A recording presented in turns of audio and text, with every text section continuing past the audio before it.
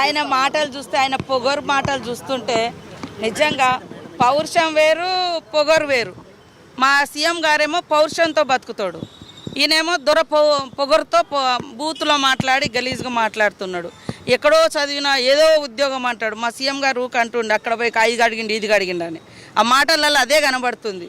కాబట్టి కక్ష సాధింపు ఏమున్నది, వాస్తవాలకు ప్రతిరూపంగా అది విచారణ జరుగుతుంది, దాని ప్రకారం ముందుకెళ్తారు అంతే. ఇవాళ కక్ష సాధింపు అయితే గవర్నమెంట్ వచ్చిన తెల్లారే తీసుకుపోయి వేయాల్సింది ఉండే. పద్ధతిగా ఒక విచారణ, దానికి ఒక టైము, దానికి సంబంధించిన ఆయా సంస్థలు చేస్తున్నటువంటి విచారణ. కాబట్టి కక్ష సాధింపు మాకు లేదు, వాళ్ళకే కక్ష ఉంటుంది.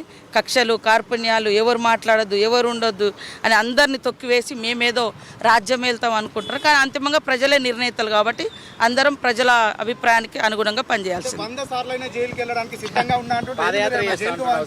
ఆయనకు పాపం జైలుకు పోవాలని బాగా కుతూహలం ఉన్నట్టుంది. వాళ్ళ చెల్లె కూడా జైలుకు పోయి యోగా చేసిన అది చేసిన, ఈయన కూడా అంటాను కదా యోగా చేసుకుంటా అని. మరి అన్నప్పుడు ఇంకా కక్ష సాధింపు ఎందుకైతే నీకు ఇష్టం ఉన్నట్టుంది. బహుశా అందుకనే మమ్మల్ని లేనిపోని మాటలని రెచ్చగొడతా ఉన్నావు. మా సీఎం గారు ఏం రెచ్చిపోకుండా నిమ్మలంగా ఇది ఏ రకంగా అది మూమెంట్ అవుతుందో, ఏ రకంగా ల్యాండింగ్ అవుతుంది, ఏ రకంగా టేకఫ్ అవుతుందని అంటే లీగల్గా ఉండే అటువంటి అనేక రకాల అంశాలను దృష్టిలో పెట్టుకొని సీఎం గారు ముందుకెళ్తా ఉన్నారు, ప్రభుత్వం ముందుకెళ్తుంది. మాకేం కక్ష సాధింపలేదు.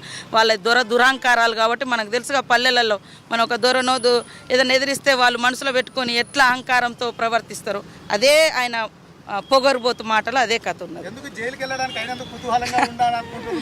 ఆయన ఏదో ఆశిస్తున్నాడు, అలా పోయేస్తే ఏదో అవుతారని, అదేదో వాళ్ళ చెల్లె అనుకుంటున్నది. వాళ్ళిద్దరి మధ్య కొట్లాట అవుతుంది పాపము. అక్కడ పోయి ఏమేమి ప్రణాళికలు రచించుకోవాలనుకుంటున్నాడు టైం పెట్టుకొని. వాళ్ళ చెల్లె జైల్లో ఉండి ఏమేమో ప్రణాళికలు చేసుకొని వచ్చినట్టుంది. రాగానే బీసీల గురించి లేకుంటే మహిళల గురించి దళితుల గురించి ఏదో పాపం ఏదో ప్రేమను ఒలుకోబోస్తున్నారు. అధికారంలో ఉన్నప్పుడు చేసే అవకాశం ఉన్నా చేయలేదు. ఇప్పుడు వచ్చి వాళ్ళ ఆ లిక్కర్ కేసును పక్కదారి పట్టించుకోవడం కోసం ఎజెండా ఎత్తుకున్నది. పాపం ఈయన కూడా ఇలాంటి ఆరోపణలు ఇవన్నీ నడుస్తున్నాయి కాబట్టి వాటి నుంచి డైవర్ట్ కావడం కోసం సానుభూతి పొందాలనో లేకుంటే ఇంకేదో రెచ్చగొట్టాలనో ఆయన ఆలోచన ఉన్నట్టుంది. కానీ ప్రాపర్గా ఎంక్వైరీ జరుగుతుంది. ప్రభుత్వం మరి ఏజెన్సీ సంస్థలు ఇచ్చినటువంటి నిర్ణయాల మేరకు ఆ కమిషన్లు ఇచ్చే రిపోర్ట్ మేరకే స్పందిస్తారు తప్ప వేరే రకమైనటువంటి కక్ష సాధింపులు మాకు ఉండవు.